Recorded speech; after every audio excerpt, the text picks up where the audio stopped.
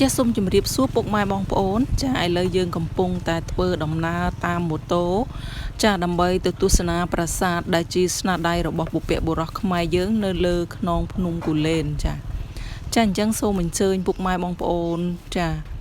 ចូលទៅទស្សនាជាមួយនាងខ្ញុំចាឥឡូវយើងបានមកដល់ទីតាំងនៃប្រាសាទហើយបងប្អូនចាតែពេលមកដល់ពិតជាមានអារម្មណ៍ថាសោកស្ដាយមែនទែនបងប្អូនដោយសារប្រាសាទរបស់យើងត្រូវបានដួលបាក់រលំនិងត្រូវបានដីកប់ស្ទើរតែយើងមើលមិនឃើញថាជាប្រាសាទណាបងប្អូនចាឃើញតែជាពំនូកដីចាបើមិនជាយើងអត់ចាប់អារម្មណ៍ក៏យើងមិនដឹងថាទីនេះមានប្រាសាទដែរបងប្អូនចា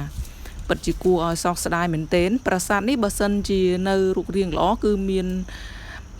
ប្រាង្គតែមួយទេបងប្អូនដែលសាងសង់អំពីឥដ្ឋក៏មិនមាន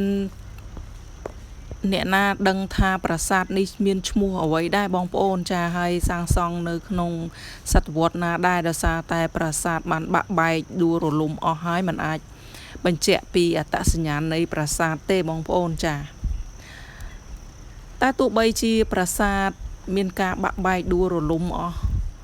ស្ទើរតែទាំងស្រុងចាក៏យើងក៏គួរតែអញ្ជើញមកទស្សនាដើម្បីឲ្យដឹងថានៅទីនេះក៏មានស្នាដៃរបស់បុព្វបុរសខ្មែរយើងមួយដែរចាដែលបានបន្សល់ទុកនៅលើខ្នងភ្នំគូលែនចា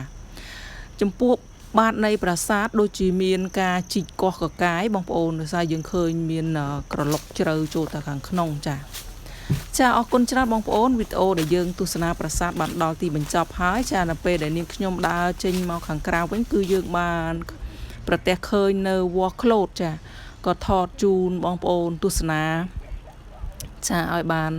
ឃើញសម្រស់នៃវល្លិក្លូតចាគឺពិតជាស្រស់ស្អាតមែនទែនបងប្អូនចាវល្លិក្លូតនេះគឺតែងតែឃើញនៅលើមង្គតអប្សរាបងប្អូនចាគឺស្រស់ស្អាតមែនទែនចា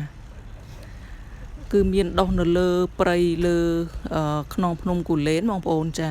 ក៏យើងបានឃើញផ្លែរបស់វាដែរចាផ្លែរបស់វល្លិក្លូតនេះគឺស្រស់ស្អាតមែនទែនបងប្អូនចាពណ៌ក្រហមឆ្អិនឆ្អៅតែម្ដងប៉ុន្តែយើងមិនច្បាស់ថាផ្លែរបស់វាយើងអាចញ៉ាំបានឬក៏អត់ទេបងប្អូនតាប៉ុន្តែគឺសម្រស់ពិតជាស្រស់ស្អាតមែនទែនបងប្អូនចានេះហើយគឺជារូបភាពនៃវល្លិក្លូតចាបងប្អូនមើលទៅស្រស់ស្អាតមែនទែនចាអរគុណច្រើនបងប្អូនវីដេអូនាងខ្ញុំក៏បានមកដល់ទីបញ្ចប់ដែរក៏សូមអរគុណបងប្អូនដែលចំណាយពេលវេលាទស្សនាវីដេអូមួយនេះចាសូមបងប្អូនជួយ Subscribe Channel YouTube នាងខ្ញុំម្នាក់មួយផងចាដើម្បីជាកម្លាំងចិត្តធ្វើវីដេអូថ្មីៗជូនបងប្អូនទស្សនាចាពេលនេះនាងខ្ញុំក៏សូមអរគុណចាសូមជម្រាបលា